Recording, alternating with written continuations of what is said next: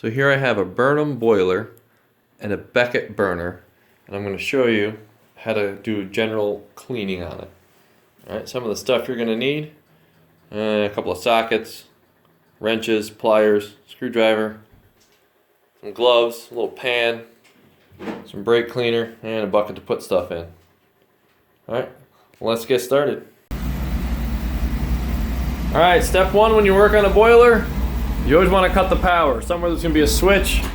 Probably has a red switch cover. Mine doesn't. So let's get started. If you open this up, this is your igniter. Right, this sends the spark to the burner. Right here you have your flame sensor, or a little eye. Those almost never go bad, but they're cheap if you want to buy a new one. Next, we're going to disconnect the oil. Before we do that, we're going to turn off the oil on the valve here. Alright, make sure that that's all turned off. We're going to grab a wrench and we're going to pop that off over there. Not bad. Next, we're going to loosen that. Some channel locks.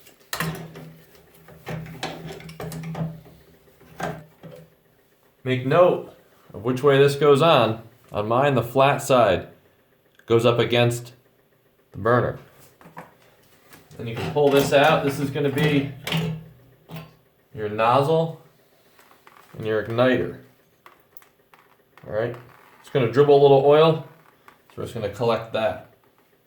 Get yourself a new nozzle. It's got markings on it. It's going to tell you exactly what size nozzle. You should probably check that before you go out. Mine's a 0.85 gallons per hour, and it's 80 degrees B. Gonna take a little brake cleaner, clean them up. You want to check the electrodes up and down. Make sure there's no cracks on them where the spark could jump out. Okay? I just replaced my nozzle, so I'm going to leave it the way it is.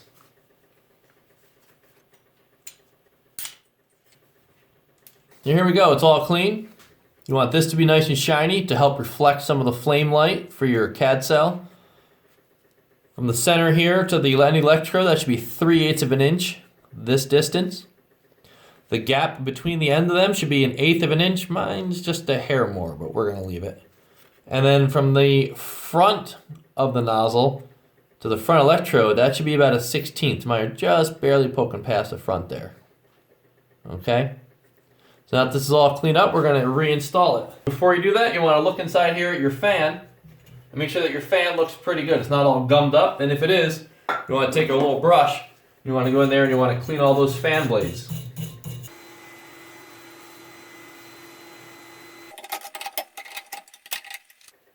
Make sure you put this nut back on the same way it came off, and reattach our oil line.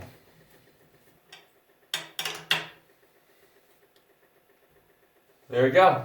So that's taken care of. We're going to flip this back down. And now we're going to take the whole side of this thing apart.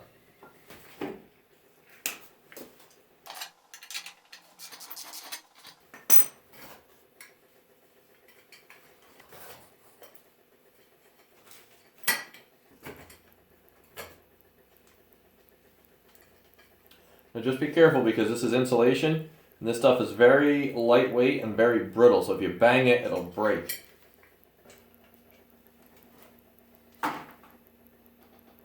Welcome to the inside of your boiler.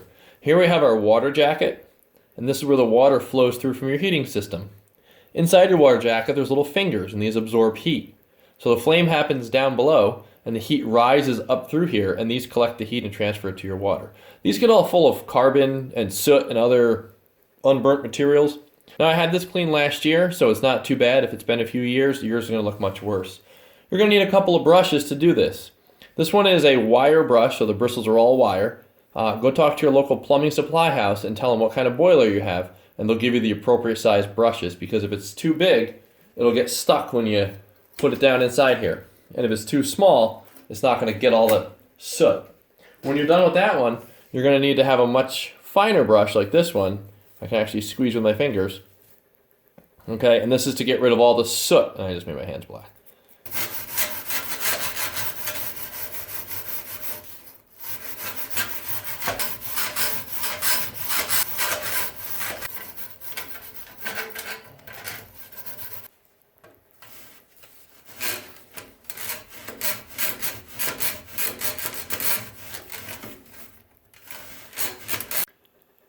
So far I've cleaned 2 of them, and if you look in here, look at how nice and clean those are. They're not 100%, but they're pretty darn good. And then you come over here to the ones that are all caked on. Alright, those still need to be cleaned. You can see there's a big difference. Alright, so just get them looking a lot better. They don't have to be perfect, they just gotta look a lot shinier so you get better heat transfer. Now when you get your boiler cleaned, or if you're doing it yourself, make sure that you and the cleaning company also do the bottom of the chimney. All right, a boiler service is required to clean the bottom of the chimney, and a chimney service is required to clean the rest of the chimney. My service guy never actually did clean it out because he couldn't reach. If you notice, mine's kind of surrounded by pipes like a jail cell. All right, plus they didn't have this fancy tool, which I had to make, which is a bunch of nails on the end of a piece of long wood.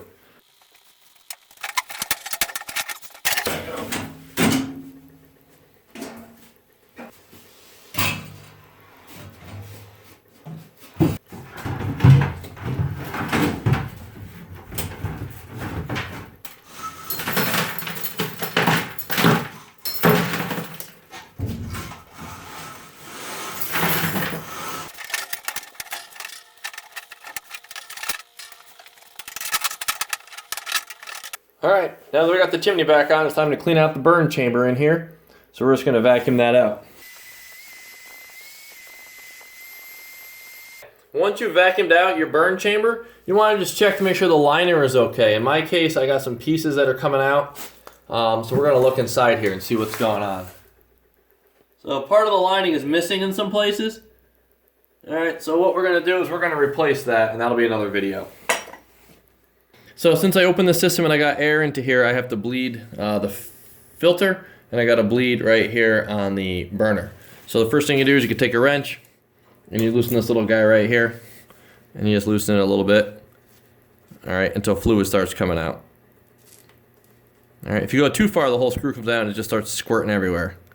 So right there, we got fluid leaking out to the air out, so that's good. We'll tighten that back down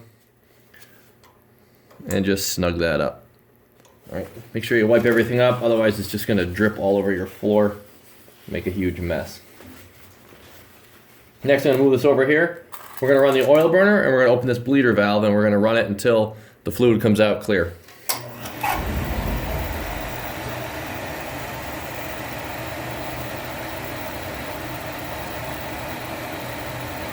There we go.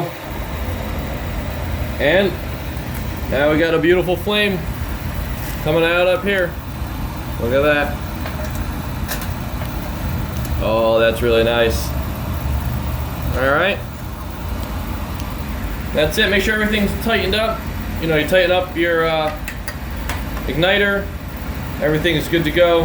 And just kind of monitor it for a few minutes until it finishes running. And again, this is just a little do-it-yourself.